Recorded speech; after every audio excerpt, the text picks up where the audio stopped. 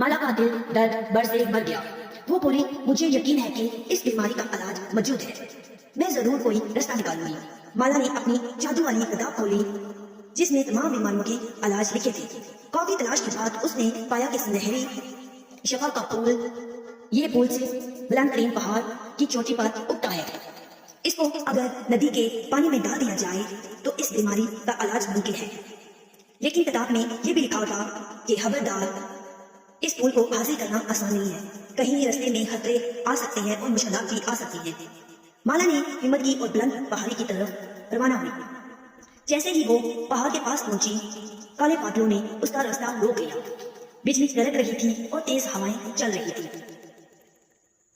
माला के पर भीगे और इसका उड़ना मुश्किल हो गया। मैं हार नहीं मानूंगी, माला ने कहा और अपने जादू वाले बैग से सूरज का फूल निकाला। इसकी रोशनी से काले बादल हट गए और साफ रास्ता हो गया।